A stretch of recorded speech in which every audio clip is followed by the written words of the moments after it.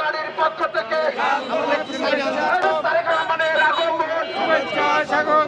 রাজশাহী 1 আসন major general Sharifuddin স্যারের পক্ষ থেকে আমরা বিভিন্ন ব্যানার ফেস্টুন নিয়ে আমরা এসেছি ক্লিন সিটি রাজশাহী এবং এই শিক্ষানগরীতে আমরা জনাব তারেক রহমানকে গোদাগাড়ির পক্ষ থেকে আমরা অভিনন্দন জানাতে এসেছি।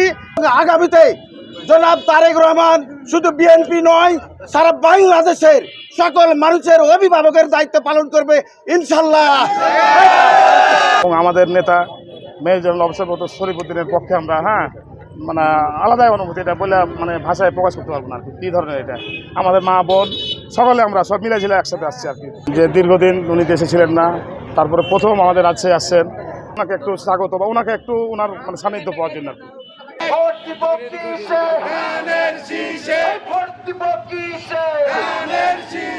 আমরা সবাই কি চাই? বিএনপি কি চাই? মেজর শরীফ কি চাই? নওশাদ আলী কি চাই? গোদাগাড়িবাসী কি চাই? টাঙ্গারবাসী কি চাই? রাজশাহী শহরে বলে চাই এই মুহূর্তে দরকার বিএনপি সরকার। এই মুহূর্তে দরকার সরকারের পক্ষ থেকে, টাঙ্গারবাসীর পক্ষ থেকে, নওশাদ আলীর পক্ষ থেকে, গোদাগাড়ির পক্ষ থেকে এই মুহূর্তে দরকার বিএনপি সরকার। এই মুহূর্তে দরকার বিএনপি সরকার। এই সংসদে যাবে নেতা আছে,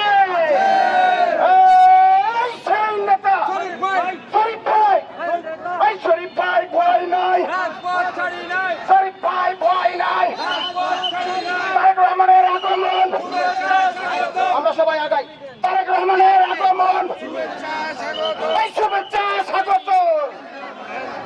তারেক রহমানের আগমন, এই শুভেচ্ছা স্বাগত। গোদাগাড়ির পক্ষ থেকে আরেকটা জায়গায় আর এখানে মহিলা সামনে চলে যান, আপু ব্যানারের সামনে চলে যান। এই মুহূর্তে দরকার বিএনপি সরকার, এই মুহূর্তে দরকার শুভেচ্ছা স্বাগত।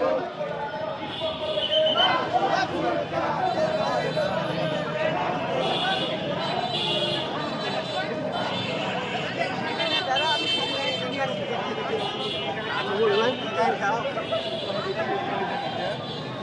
hấp dẫn.